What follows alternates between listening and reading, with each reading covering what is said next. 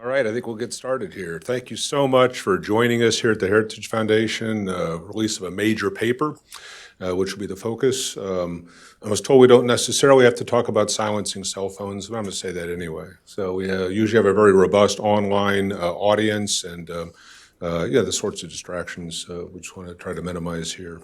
So again, thank you for joining us here. We're going to talk about a new report on rebuilding the Army. It's one of a series, actually the third paper that's out. The first one talked about how to think about the future. Then we released one on the Marine Corps. This is a major paper on the Army and how to think about its relationship with the imperatives of the National Defense Strategy, National Security Strategy, how the world is changing, and some recommendations for what the Army needs to be and the path it needs to go down to get where it needs to be with a look out to about the 30-year time frame. We'll follow up with a paper on the Air Force, which I think is coming out next month. And then we'll wrap up by the end of the year with a paper on the Navy. So we'll have all four services covered and how to think about preparations for the future. These papers are meant to give an independent perspective, advice and recommendations to the administration, to the military service in particular, leading officials in the Defense Department, and hopefully to inform deliberations in Congress. And this one really hits the ball out of the park on that. Starting about 18 months ago, the Army did embark on a major effort driven by then Secretary of Defense James Mattis on increasing lethality across the force and a real focus on getting back to an age of peer competitor fights with major opponents such as Russia and China.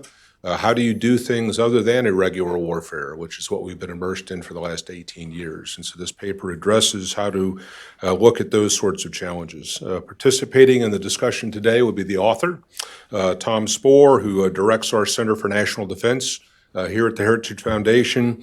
Prior to coming here, he served in the Army for 36 years and retired in 2016 as a Lieutenant General. Been a real blessing to have him here leading our defense efforts. Moderating the discussion will be Ms. Jen Judson, well known in the defense reporting and analytic community. She's the land warfare reporter for Defense News and has covered defense matters in the D.C. area for about 8 years or so. Previously a reporter at Politico Pro Defense and Inside Defense, a recipient of the National Press Club's Best Analytical Reporting Award in 2014, and named the Defense Media Award's Best Young Defense Journalist in 2018. I don't know how long you get to carry young as a title, but I've aged out already. Is that it? Okay. So without further ado, we're going to turn to a great discussion, and then I think we'll probably open it up for Q&A later. When we get to that point, we'll have somebody pass around a microphone, just identify yourself and who you're with if you have an organizational relationship so that our online audience knows who's speaking as well. We'll try to keep it focused on questions and not personal statements. So without further ado, please take it. All right. Well, thank you to everyone in the audience for being here and for those also watching online. And Tom, thank you for all of your hard work with this report. And since it's been released, it's really triggered a decent amount of discussion and debate in the Army community, which is obviously a good thing. So we'll dive deeper into those issues in our conversation. But it's my feeling that it's a good time to be making suggestions to the Army.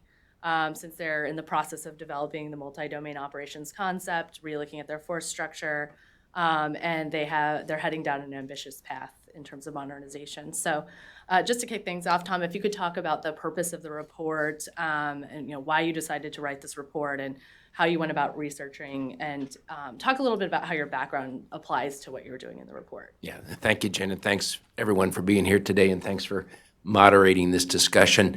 We embarked on this project, we call it the Rebuilding America's Project, or RAMP project, probably 2 years ago, and we really didn't know what would be happening at the time these papers came out. And it's really fortuitous, as you kind of suggested, that the Army paper came out now. They've just they're in the process of a major change of leadership, getting a new Secretary of the Army. Secretary McCarthy has his confirmation hearing next week. The Chief of Staff changed over, General Millig moving up to be the chairman. The new Chief of Staff, General McConville, taking over just a couple of weeks ago. So there was a clean break point where the Army could reevaluate where they are and take a look at things. As the introduction said, we have a new national defense strategy, and even though it was January, I think, of 2018, in Army terms, that's like yesterday. People say, hey, why hasn't the Army or the Department of Defense adapted to the new defense strategy yet. And it is worse than turning an aircraft carrier. It takes years to turn an organization like the Army. So I think this paper came in a good time for us. The Bipartisan Budget Act passed a month or two ago in Congress gives the ability now to the Army to focus on their future versus these near-term, oh, we're in a shutdown, oh, we're in a continuing resolution, oh my gosh, how are we going to get through these months? They actually now have the luxury, assuming that Congress does what it needs to do, to think about their future in a kind of an intellectual way, which is rare lately in Washington, D.C., that you could actually think about these things. Most of our research at Heritage is focused on the near-term fight. So we write a lot about the National Defense Authorization Act, the F-35 fighter, things that are really kind of on Congress's plate. This paper and the two that preceded this are different for us, looking out further. And I thought, 36 years in the Army, I thought I knew a lot about the Army. You would think I would know a lot about the Army, but turns out I didn't know a lot about the Army. I've never really been a futurist in the Army. I've always been consumed on how do we get whatever the current task is done. So this was a stretch for me. I had to educate myself on the Army before I even got started writing this paper, because I'd heard the folklore of General Sullivan and Don Starry and all those kinds of things, and it just kind of accepted it as a young Army officer. This made me go back and actually learn it. So that was hard for me, but in the end, I liked it. So jumping in, what are some of the areas that Army's rebuilding did you look at briefly, and what are some of your conclusions? Yeah, thanks, Jen. Tried to look at all of it. Because I spent a lot of time in the Pentagon, and particularly in equipment modernization, and was a general there, I probably wrote more and thought more about those problems with which I was most familiar. So I looked a lot about equipment modernization. I looked at the talent management of SESs and general officers. I looked at the concept.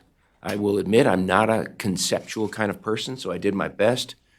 I reached out to a lot of people, including some in this room, for their thoughts, and so I had to go to interviews because, I don't live in the conceptual world. There's a whole group that's almost a career field in the Army that thinks about concepts. I was never in that group, so I had to talk to those kinds of people to better understand that.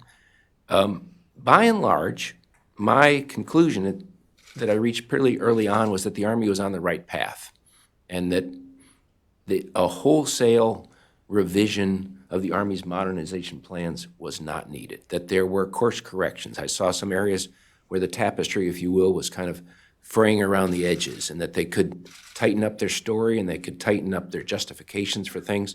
Some places where I could not, frankly, understand why they were pursuing a particular modernization program to the degree they were. Long-range strategic cannons falls in that category. And again, I did my best to understand, but there could be things that are classified that they weren't able to share with me to help me better understand. Another example of that is the requirements for the optionally manned fighting vehicle. I did my best to understand them, only to find out near the end that they're classified FOUO, and they wouldn't, I couldn't get them, and so I couldn't really fully explore why the Army was pursuing that vehicle to the degree it was. I looked at manpower. How big should the Army be? How quickly should they grow their force? And I looked at organizations. What kind of organizations do they have now, and what should they grow in the future? And found some areas where I think they should develop some new organizations. Okay, all right. So diving a little bit more into the modernization side, and you seem to think, they're on track, but this is obviously a complicated thing, and they're moving very quickly. So there is probably a lot of room for error at this point.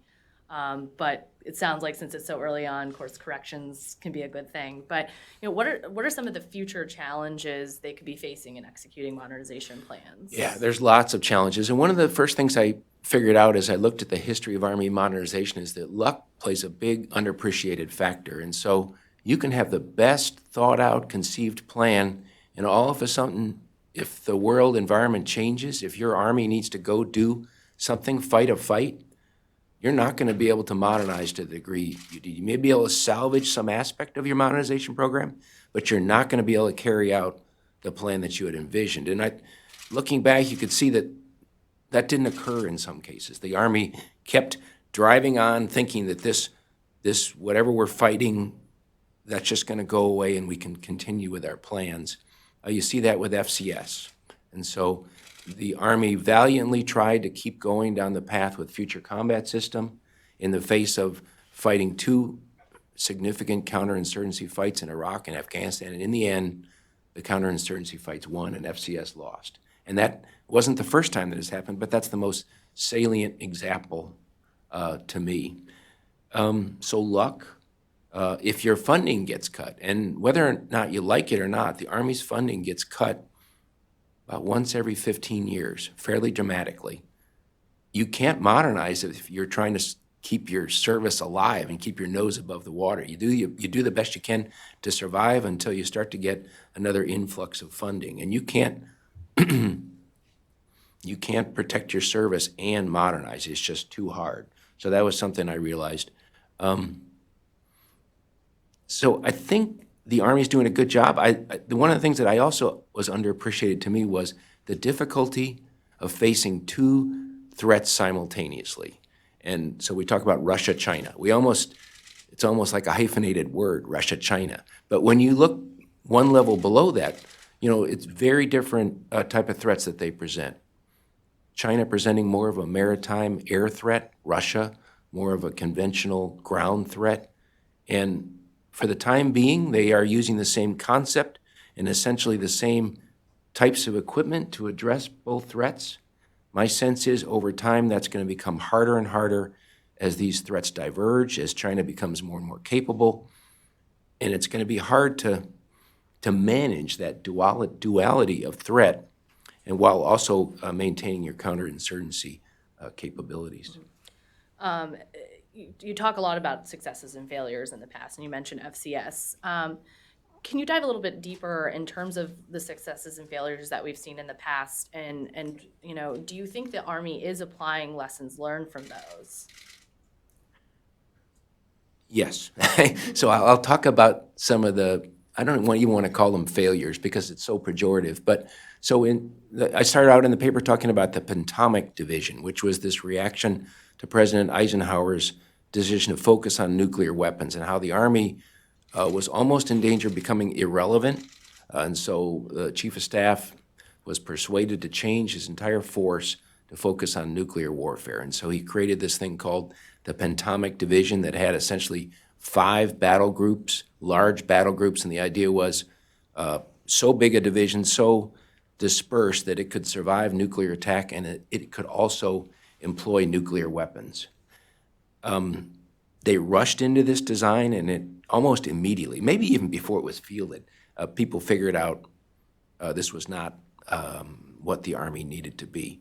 And it was an example of where they rushed into a design, started designing the force before they even had the concept figured out. Fast forward to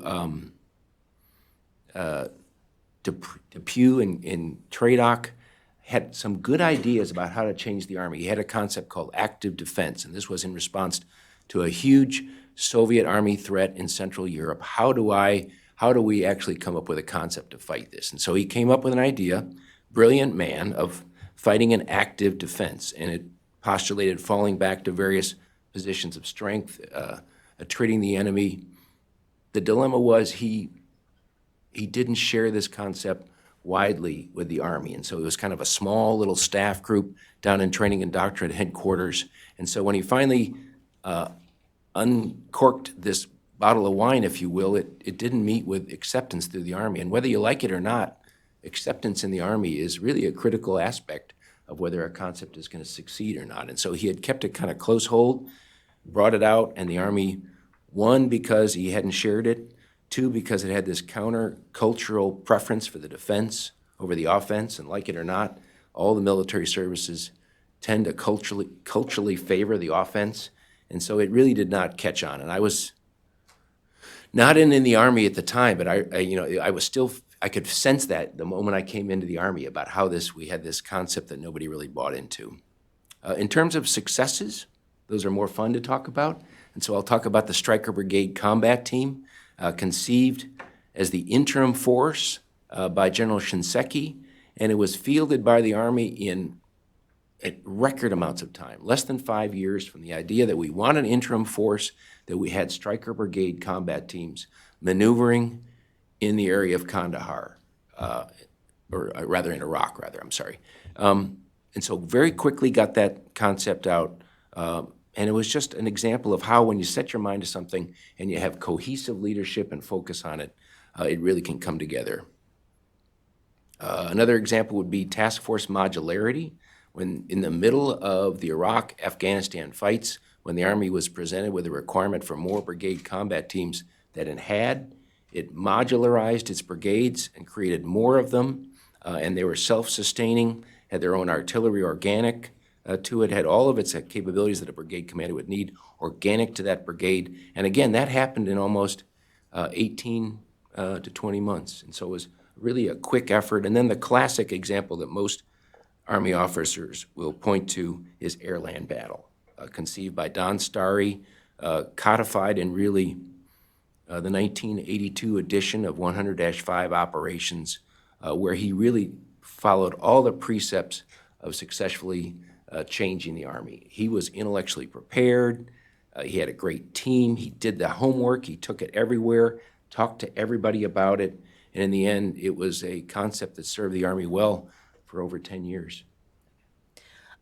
I know one of the more controversial parts of your paper is regarding reordering prioritizations. Long-range precision fires, you said to keep at the top, but you suggested bumping next-generation combat vehicle down to the bottom and then underneath that future vertical lift from the number 2 and number 3 slots. You also recommended moving the network up to number 2. Can you talk a little bit about your reasoning with those recommendations? Yeah, thanks, Jen. And so you're right. The moment my paper was published, my inbox lit up, my email inbox lit up with a number of people interested in my reordering of the modernization priorities. And so I don't know how the Army established their first round of priorities. They've not shared that rationale, but I thought I would just use a very simple analytic method and think about in the multi-domain concept, how important is this capability to the successful execution of multi-domain operations in the year 2030? How can, looking forward, reading the concept, accepting it for what it is, how important is this capability in their concept? And then looking at the current force we have today and how close is that capability we have today to what we need in 2030. So if, for example, if we have a wonderful fleet of soldier lethality weapons, in my view, we would be a 6 then. We're already where we need to be to execute multi-domain operations in the area of soldier lethality. And so I took that very simple matrix and applied it to the 6 modernization areas. And in multi-domain operations, long-range precision fires are critical, and we're in very poor shape today. So long-range precision fires came out right at the top. And then if you're going to employ any of these capabilities, especially in multi-domain operations, the network is key. I mean, multi-domain operations talks about the rapid and continuous integration of warfighting domains. If you don't have the network to do that, you can't do multi-domain operations. So that came out on number 2.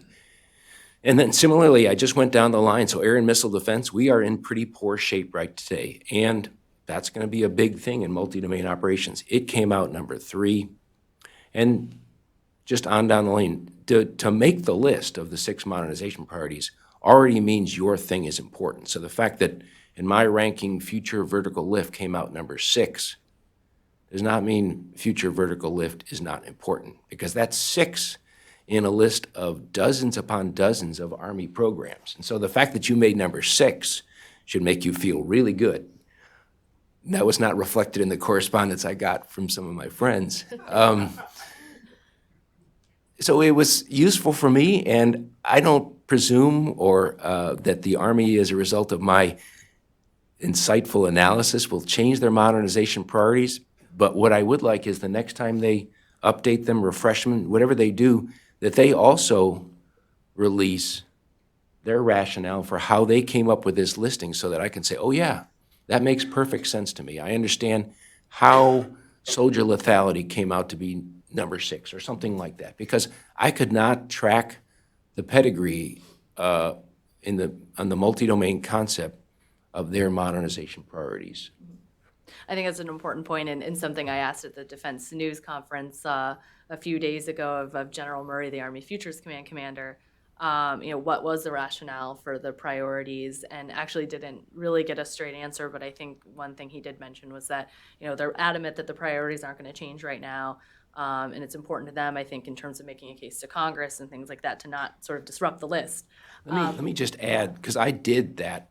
I had that job of establishing the Army's modernization priorities. And so I've been on the cynical end of this business. And when I was doing it, we often would say, you know what, where do we have the most money? Where are we at the most at risk? Well, by golly, if we've got X billion dollars in Army aviation, it only makes sense that aviation's our number one priority, right? And then people can say, money, priorities, it all matches. I got this. And so that's a Pentagon view of the world and a budgeteer's view of the world. That's not necessarily the right view of the world. And it's interesting you point that out, because the commander also did caution that if funding were to change, that potentially the priorities would shift around as well.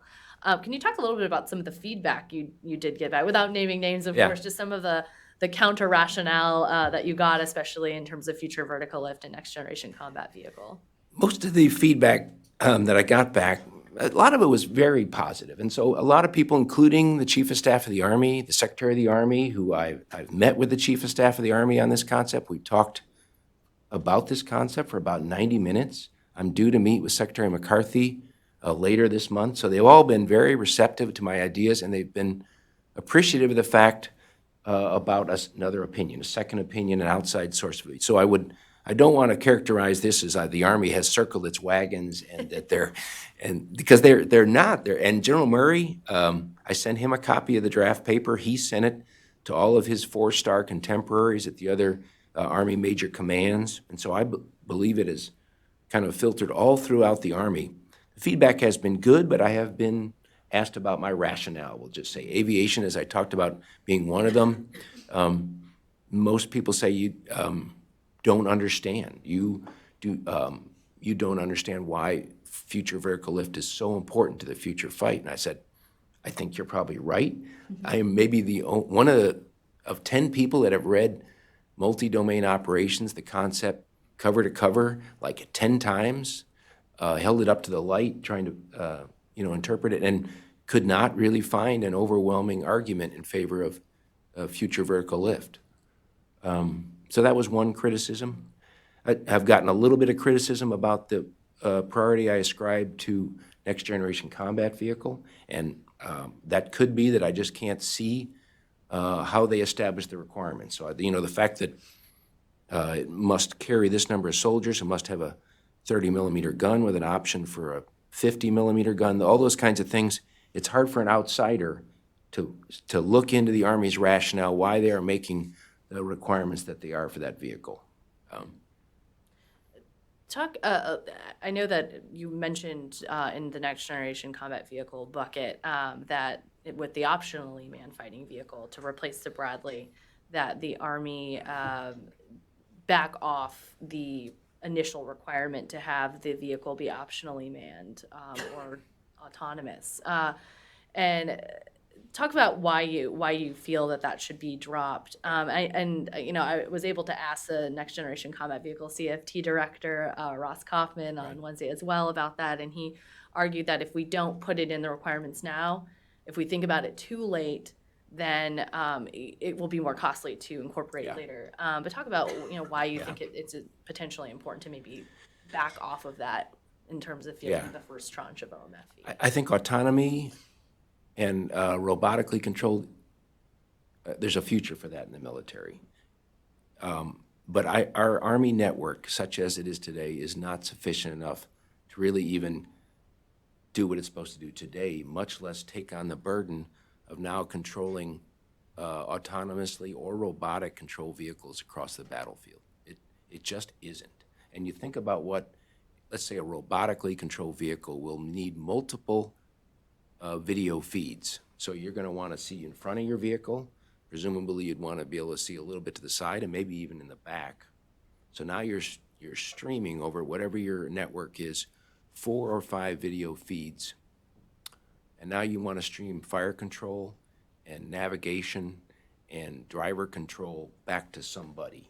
And now let's say you have more than one of these vehicles. You start doing the math on megabytes per second required to support the operation of a robotic infantry carrier, let's say, on the battlefield. It's an extraordinary amount of bandwidth that is not currently available to Army forces. Maybe at some point it will be, but it's not today. And then think about, we can't make an autonomous car that can drive on interstate highways. And now think about, you now want to take this autonomous vehicle and drive it across something like the National Training Center at Fort Irwin with wadis and ditches and at night and all those kinds of complications. It's an extraordinary requirement for a vehicle to operate like that, especially a combat vehicle where you have to be fairly certain that before you push that button and fire the main gun that you're actually pointing on at an enemy versus a friendly. I think it's useful to have the hookups. And so let's say you want the wires in the chassis already so that if you actually do want to drive this vehicle at some point robotically, that the wiring is all in there and the connections are there. But the place where the box would go that would control this vehicle autonomously or robotically right now should be empty. And it should not be contributing to either the cost or the testing requirements of this vehicle, because we could field it today and the Army network is years from being robust enough to support that. And I've said that to audiences and nobody says, oh, you're wrong.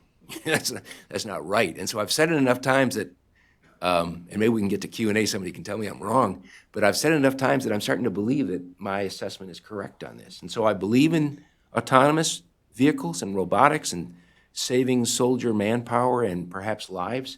I just don't think we're ready now to make it a requirement in our combat vehicle. Okay. I'm going to shift gears a little bit and switch over to focusing on multi-domain operations as a concept. You know, obviously the Army's working on that. And it seems that every service has a slightly different take on what it means, but also as a singular service, the Army really is spearheading this. You know, what does your paper say about this? And if you could talk a little bit about how the Army should potentially move to focusing more as, you know, for this as a joint force concept. Yeah. So I am very complimentary of the Army's multi-domain concept. I sat down with the authors, the people that supervise the authors.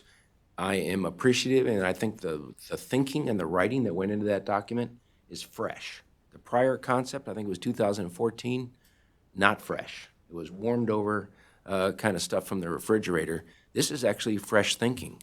And it talks about the problem of layered standoff, the kind of, you know, the Russian SAM, surface-to-air missile batteries in Kaliningrad with the S-400, keeping us out even while they're making their fait accompli attack into Latvia, let's say, or something like that. And it talks about how to solve that challenge. And the thinking and the writing on that is fresh and good and sound.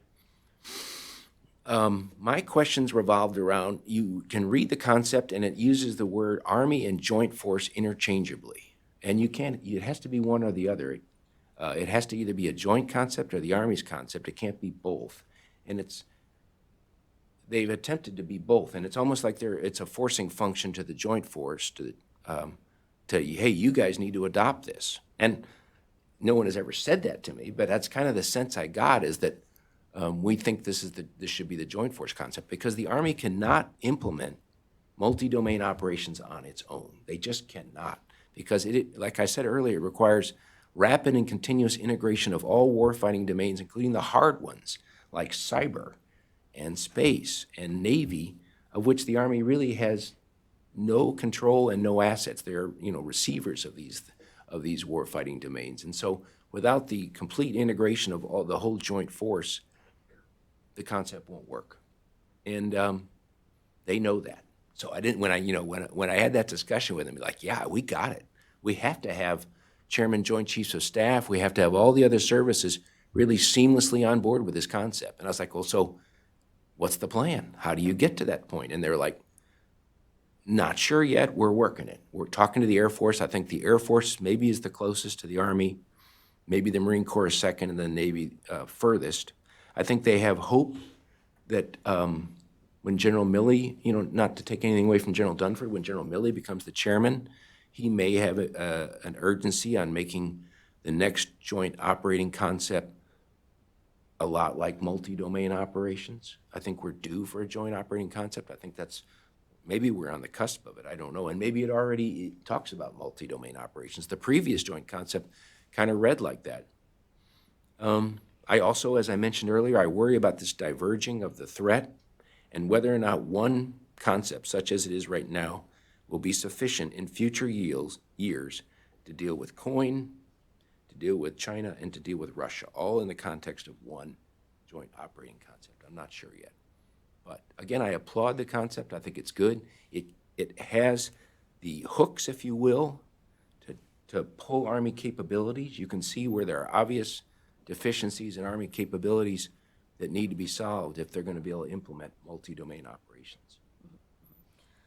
We've talked a lot about the equipping side of modernization, all the cool technology, but can you talk a little bit about what the Army needs to do in terms of modernization related to having the right people in the right places for the right amount of time, what you're seeing the Army doing now, and what they should be aware of and potentially make sure that they're doing in the future to stay on course with their modernization plans? Yeah, so I'll talk about the talent management aspects first, I think. And so, because I saw a lot of this when I was in the Army on the joint staff, not on the joint staff, on the Army staff, rather.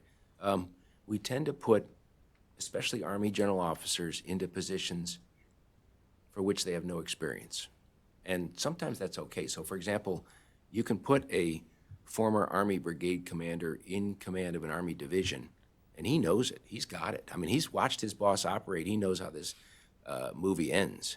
But if you take a former Army brigade commander and you now make him in charge of Army modernization, or you put him in charge of a cross-functional team, responsible for managing the testing and the finance and the requirements and the acquisition of a category of equipment, that's a task for which he or she has had no preparation, probably. But yet we throw him into the pool. I remember when I was in like 6th grade, my swimming teacher threw me into the deep end of the pool, and I guess they figured he's going to figure this out. Well, that's kind of what we do in many cases with our Army general officers. And so it's not related to modernization, but I'll give you an example of this. The last 2 commanders of Army Recruiting Command, which presumably is a key and essential position for the Army, our recruiting is our lifeblood, they've had, before they went to that job as a major general, they'd had no recruiting experience whatsoever. And they were kept in that job for 2 years and they moved on. They were both great officers. I knew them both. But what other organization would put people in command of a recruiting operation with no prior preparation, not even like a school? Here's your 2-week school to learn how to recruit. It's just like, hey, bud, you got this. Make this work.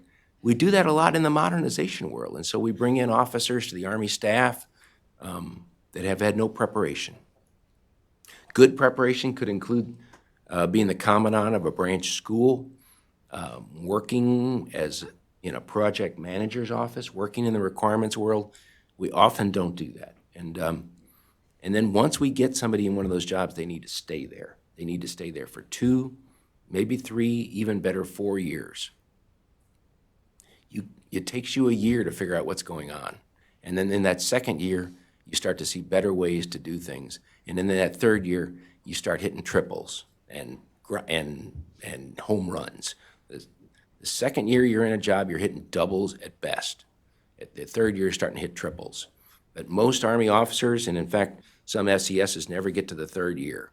They leave at the 2nd year and they tell their successor, hey, I just now figured out things.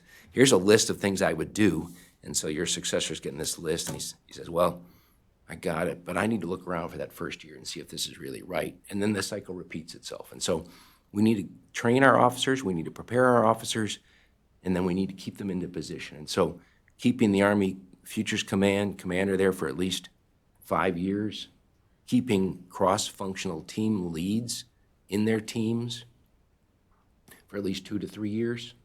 We're about almost 2 years into the cross-functional teams, and 4 of the 8 have already turned over. Now, maybe that was because this was like the initial crop of CFT leads, but they've got to keep those people in longer. Otherwise, they are going to reinvent the wheel, and the next soldier team guy will come in and say, you know what, I know my predecessor thought that a squad automatic weapon replacement was really important, but what we really need is this new pocket mortar or something like that. And we'll repeat this cycle of changing priorities and things like that. So one of the themes of your paper revolves around what you call groupthink, and that's the phenomenon when subordinates, mirror their superiors' opinions and are somewhat afraid to disagree. That's suppressed. Kind of makes me think of Pentagon Wars, which is funny. We're talking about replacing the Bradley. You see that happening in the movie. It's quite an accurate depiction, I think, of some of the things that have gone on. But have you seen the Army doing anything to move away from this cultural issue that they have at this point? It seems like it would be an important time to focus on avoiding that. Yeah, groupthink, and there's a wonderful book on groupthink by a guy named Irving Janis, who wrote a book on it. And it's not military, it's groupthink in general and how it has contributed to bad decision-making, like the O-rings on the Challenger space shuttle or Operation Market Garden, when we decided we could take this town of Arnhem, the last bridge. And everybody was saying, well, there is no way. But no one wanted to tell the boss that going to Arnhem was just out of the question. And so we dropped in on Arnhem and we got our guys killed. So groupthink is not a particular thing of the Army, but we do it pretty well. And so I use FCS as an example of groupthink because I was in the Pentagon at the time of FCS, and everybody could kind of tell that FCS had jumped the tracks. And we kept changing it every year because we kept getting our money cut, or something wasn't testing right. We couldn't get this thing to perform, and so we would alter the program just a little bit. But if you were foolish enough to raise your hand and say, why are we doing this? You would get cut off at the knees, because at that time, it kept being emphasized, and I think I was a brigadier general at the time, that this is an Army thing. You don't question FCS. Otherwise, Congress will get wind that within the Army there's dissension, and then wham, the money will be out of FCS. So how do you combat groupthink? Because it's insidious. And if the Chief of Staff of the Army, for example, says the next infantry fighting vehicle will have the ability to be unmanned, everybody's like, I guess we can't talk about that. That's been put in this category that is like Chief of Staff guidance. We can talk about, does it have an automated turret or not, but we can't, I guess, talk about that.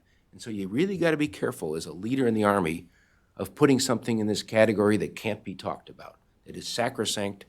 And, I'm not in the Army, so I can't see everything they're doing right now. And I've always been critical of general officers that get out of the Army and talk about things that they don't know about. And this is one that I don't know about the real current efforts of the Army to combat groupthink, but I am still worried. I don't see a lot of articles in, for example, War on the Rocks that says this part of the Army is screwed up.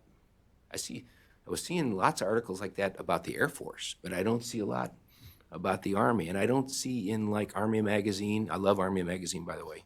I saw Dan come in.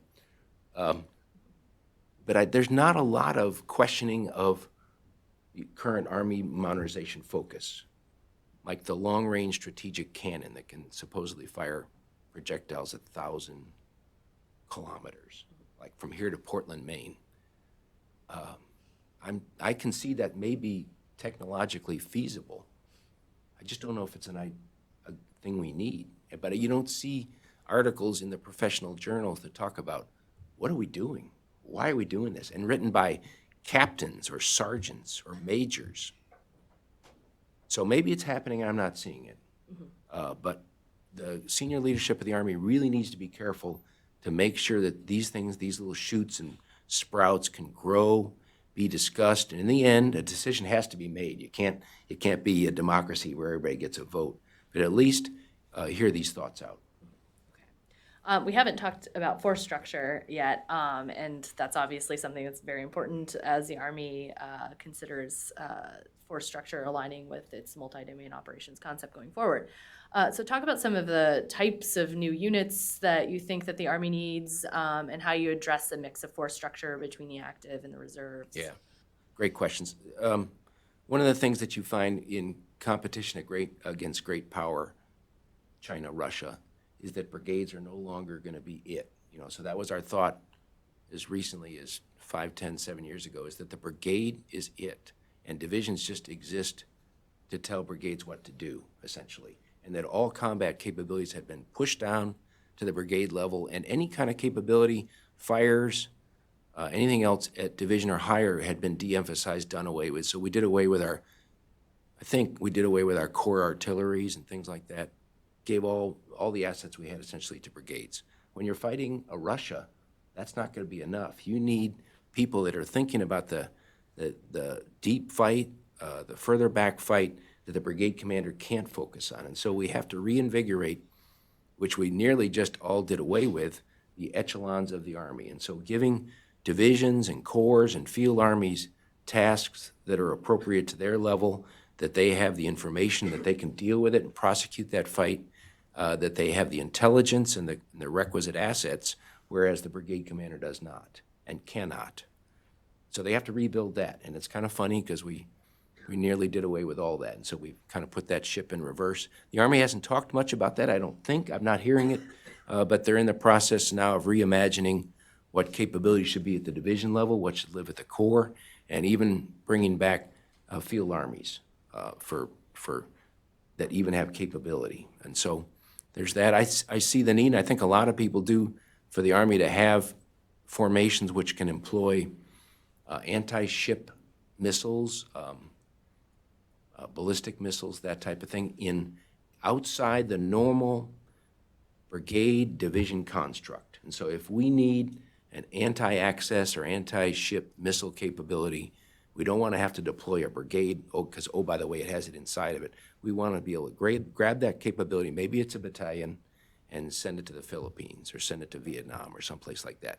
That doesn't exist now. I know they're thinking about those kinds of capabilities, especially as they think about where do they nest their precision strike missile.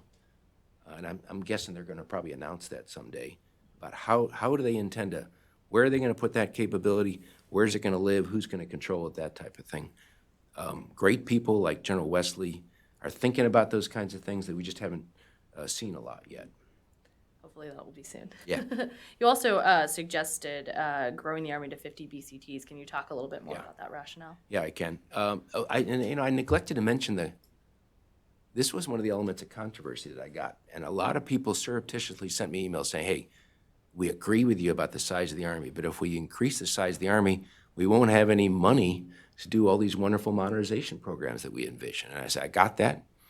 That is a problem, but I'm just calling the shots like it is. The Army needs to be bigger if it's going to do all the things it says it needs to do under the National Defense Strategy. If it's actually going to counter Russia, counter China, and actually cover other hotspots of the world, about 50 BCTs is the number that at Heritage we think is about right. And we did that based on a little bit of historical analysis. We looked at past conflicts, and about 20 BCTs was what the Army needed per major conflict to kind of counter things going on there. And so if you want to do 2, that's 40, and if you want to have enough to have some meager amount of rotation, some amount of presence in other places that you don't want to go to complete hell like Korea in the meanwhile, then you need about 50.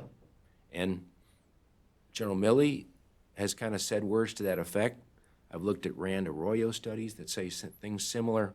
And so when you need 50 BCTs, it gets you to about a regular Army of about 540,000 soldiers. Can the Army recruit that number? I don't know. Can the Army afford that number? I don't know. Luckily, I don't have to figure those things out. I just am saying what I think the Army needs in order to do its missions under the National Defense Strategy. We can either grow to that number or we should change the National Defense Strategy. But we should not live in this limbo where to execute the National Defense Strategy is high risk with the Army we have today at about 479,000 in the regular Army.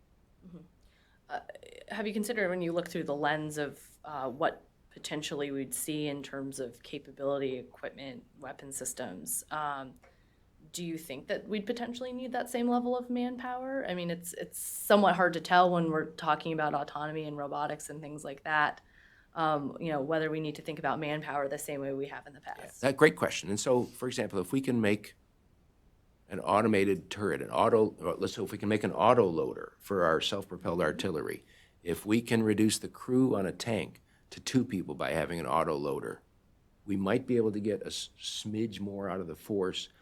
And maybe a BCT does not need to be, like an armored BCT does not need to be some 3,700 soldiers. Maybe it could be a bit less. So there's opportunities there maybe to save, but there's not a lot.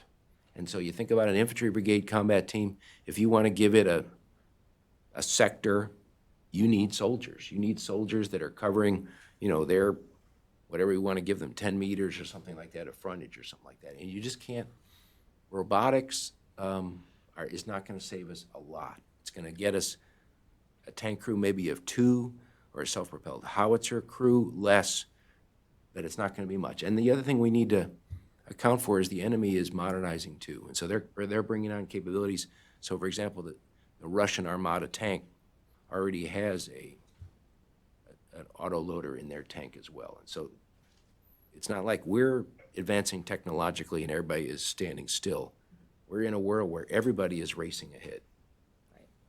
I'm going to ask one more question, then we'll open up to the audience. But what are some of the key signs, that will indicate the Army succeeding or failing in its modernization plans, and what are some of the biggest risks? Yeah, one thing I'm looking forward.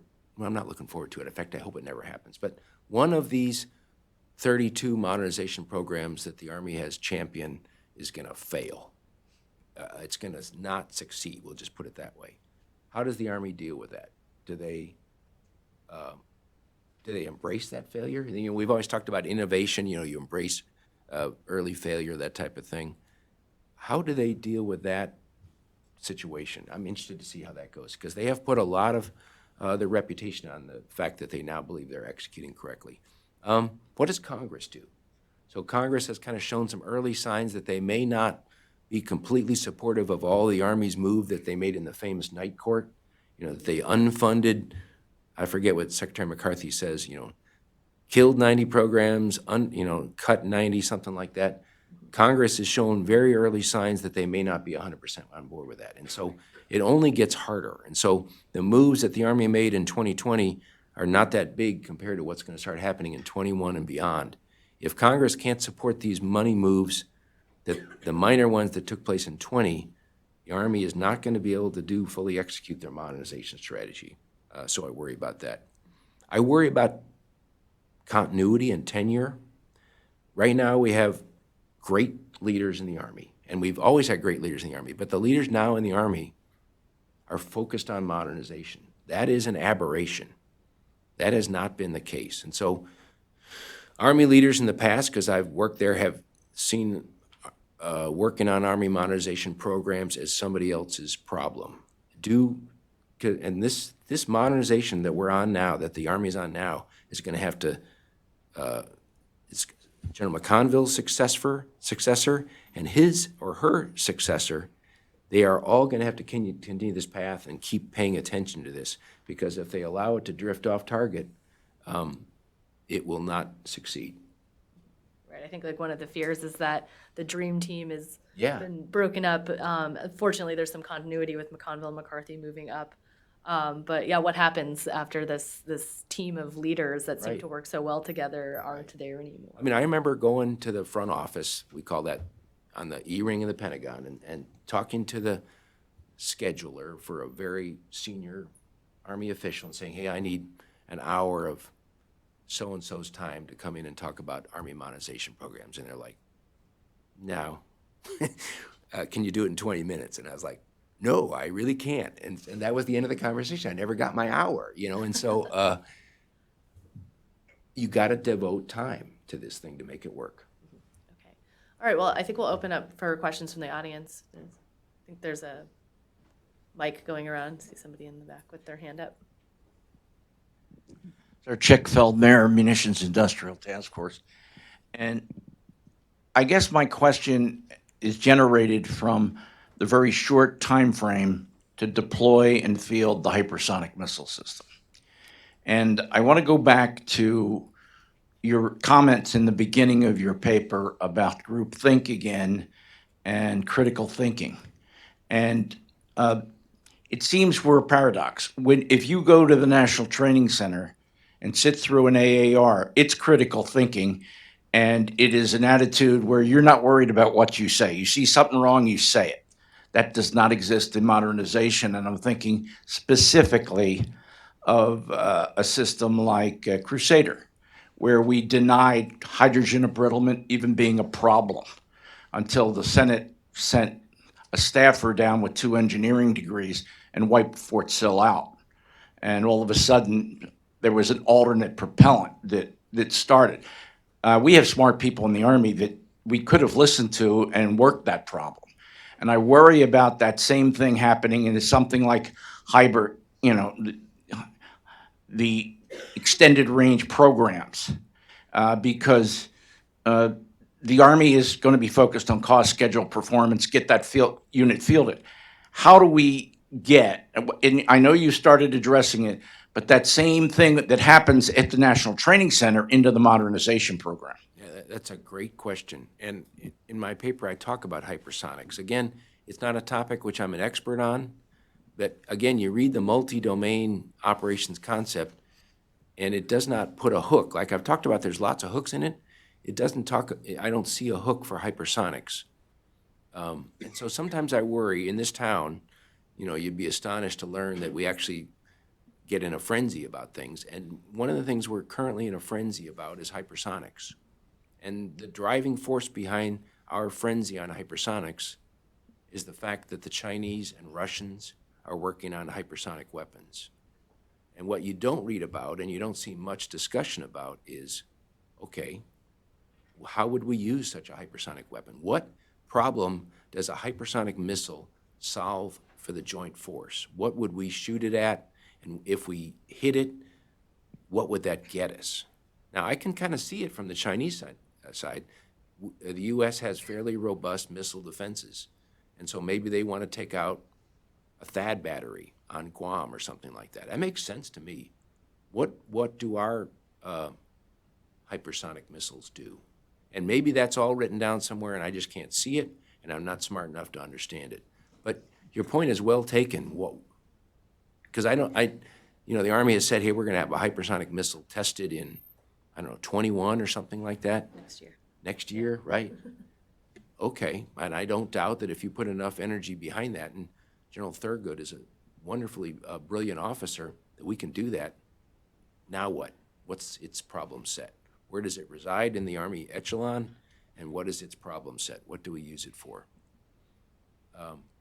Exploring those kinds of problems is something you don't see written in any kind of professional journals right now. And I think we need more of that. And I'd like to see Army leaders sponsoring writing contests, telling the War College to get people to write on these kinds of things so that we can get that kind of discussion going.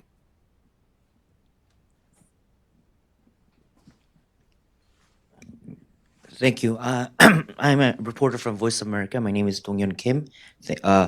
I have like 2 questions. First is regarding North Korea. Like in your paper, you said it's traditionally less equipped but sheer size of vast size. Now, from May, North Korea introduced their new technology, Iskander type missile, which is far much more better. It's much more to avoid missile defense. And many experts are actually concerned about the dual capability. It's not only nuclear weapon, but also chemical weapons. And regarding that, how do you think the United States First Korean Army should address this issue? And second is, so you talked about we need much more army size. And right now, I think if you go for a real combat situation, it's about joint operation with the allies. Now, South Korea is also going for a modernization process. They're cutting the size of the army to zero point 0.1 million.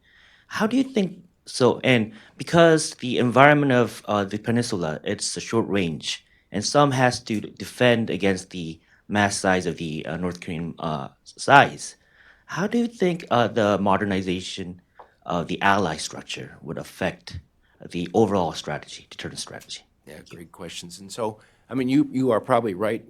I typically find when you look deep into North Korean modernization programs, that they will announce to great fanfare the feeling of a new system of some kind. But then you look, and it's in some cases like the Russians, you find that they've only fielded like 1 or 2 or a battalion's worth or something like that, and so they have not achieved really a decisive combat capability. So yes, they have proven they can develop the most advanced of technologies like ICBMs and nuclear weapons.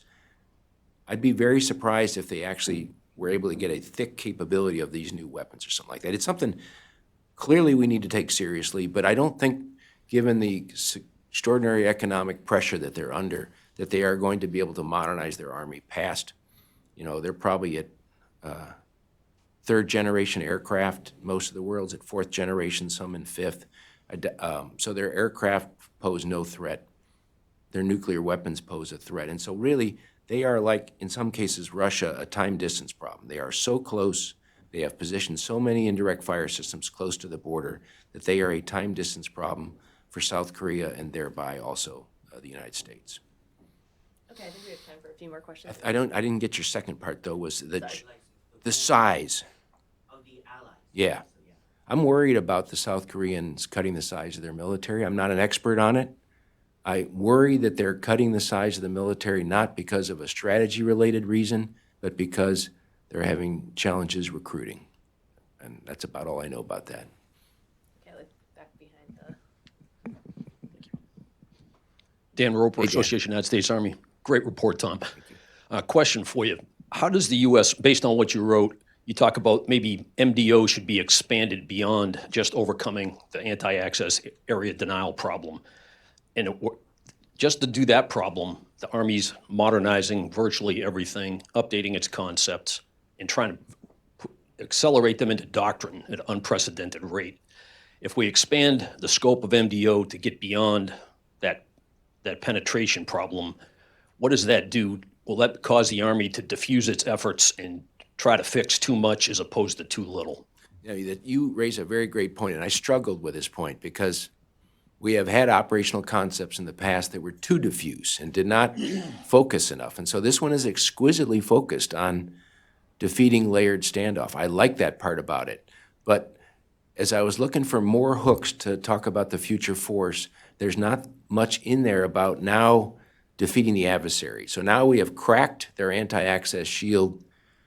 Now what? And, it talks about penetrate and disintegrate with a hyphen in the middle there. So it talks about that, but it's almost an afterthought in the concept. And so I would have liked to have seen more discussion about how that's supposed to go, because that would then maybe put the hooks in for what do we need for the next generation combat vehicle or something like that, which right now it's really kind of not well covered in the concept. And so I take your point, and I don't want this warfighting concept to become a really big thing that covers every element of the Army equally.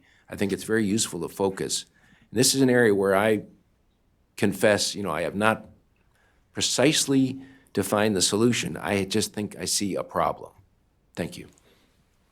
One in the back here. So Dave Johnson ran, Tom. I'm really interested in you digging more into the question of how do you create not breaking groupthink, but how do you create the ability to have dissent? There's an interesting book by a British brigadier who was in Detroit during World War II. And he said the head of Detroit, of Caterpillar Tractors, said the problem with the Army is it's engineering by edict, and engineers have no rank. So when the chief says something or somebody else says, it is writing contests that will be off limits. And I think we're in a place where, the ability to, can the Army do that internally, or do people outside have to do it? Yeah, I'd like to think the Army can do it internally, because there's not enough people externally, honestly. I mean, you could have a conference of people that think about the future of the Army, and you could fill a small conference room, and that'd be about it. You have to reward those that are mavericks, that think, even if you don't agree with their thinking, if they've come up with some kind of idea which is counterculture, the rest of the Army needs to see them being applauded and rewarded and somehow given better jobs and bigger jobs. And, I remember H.R. McMaster when he was 1 star. Oh, he was, I'm trying to think of a nice word. He was opinionated and would not let anyone silence his opinions. And so, there was some question about, is this the end of HR? And HR progressed on beyond anybody's wildest dreams, probably his too. But how do you make sure that HR McMasters keep getting promoted, and how do they not get hammered down? Writing contests, you're right, might not be the right answer. Just a system that rewards those kinds of people, the chief of staff, other leaders have to be patting those people on the back. They have to, I loved it when, again, I read War on the Rocks, I agree with 30% of it or something like that, but I loved it when this guy in the Air Force who was anonymous kept writing letters saying, hey, the way the Air Force manages people is wrong. And then finally one day, like General Goldfein got on War on the Rocks and wrote a letter saying, hey, I want you to come work for me, and I loved that part because it showed that he had thick skin and he wasn't taking offense to this, and that he actually read War on the Rocks. That hasn't happened in the Army, and nobody, I mean, you just don't see any articles. And I'm picking on War on the Rocks, but it's just an exemplar for me of a place where people write freely. There's not much of a presence on War on the Rocks except for Dave Johnson, and a couple others, Bob Scales maybe. Not many people in the Army write on War on the Rocks. That's a problem. All right, we'll take one more question. Hello, sir. My name is Lieutenant Colonel Carrie McEwen from the Army Talent Management Task Force. So you talked about a couple of things in terms of talent management for GOs and SCSs, and both of them, one was training, one was longer time in their jobs to learn their craft. And those are, they seem like tweaks on the current system. The task force is taking a look at how do we design a new system that takes into account the NDA authorities that we were granted, the services were granted last year, things like opt-out of promotion, direct commissioning, merit-based promotion, just to name a few of those. What are your thoughts on how the Army should proceed with using information and data analytics to inform the way that we bring talent into the Army, how we maybe branch officers, and then this marketplace for assignments, how we select people, and things like that? Just interested in hearing your thoughts, sir. Great question. Thanks for what you're doing. I've watched the Army, and it's changed even in the 3 years that I've left it. And so now there's these assignment modules where managers of assignments post the open jobs they have, and officers can say, I'd like that job, and then the units say, yeah, that's the right person for me, I'd like that person too. That is huge, I think, and a huge step in the right direction. I love the new NDA authorities that have been granted the services, taking a sabbatical, direct entry. I'm not a big fan of the purple-haired cyber warriors that we would induct directly and make them lieutenant colonels. I hope I'm not crushing your feelings on that or anything like that. But if we can bring in talent from the outside or a reserve component that can directly meet an Army need, I think that's wonderful. I want them to meet our physical fitness and other standards. But we can't confuse that person that we just commissioned a lieutenant colonel with some other person that has spent 18 years on active duty or regular Army. They are not the same. They are different. It's just like you wouldn't put an Army doctor in charge of an infantry battalion. You wouldn't want to take somebody like that and give them responsibilities that they've not been prepared for. But I think it's wonderful flexibility, and the Army should take vast. I remember talking to General Siemens about it, and he was excited about it. I've probably not answered your question very well. I will say this. The Army has traditionally focused on preparing officers for service at the next rank. And that has been the fundamental imperative. And so if you're a brigadier general, I need to get you to be the deputy commander of a division so that you can be selected at the next two-star board. And that has been kind of that is the idea behind career progression of a brigadier general. And that probably succeeds in getting him or her promoted to major general. But what it does not do is get good outcomes and outputs from that officer while they're a brigadier general, because they're moving around so fast, they're dizzy. They've been pushed through a division in 12 months or something like that. Maybe they were given a commandant of the infantry school for another 12 months, and now they're a major general. And he got to be his major general. The infantry school suffered, and that division suffered, because we felt this imperative to push him or her through so quickly to meet these gates. And I know the Army sees that, but I don't know that they've reconciled themselves on how they're going to fix that. Thank you. All right. Well, thank you so much for you. taking the time this afternoon to go over your report with us. Thank you, everyone, for coming. Thanks, everybody.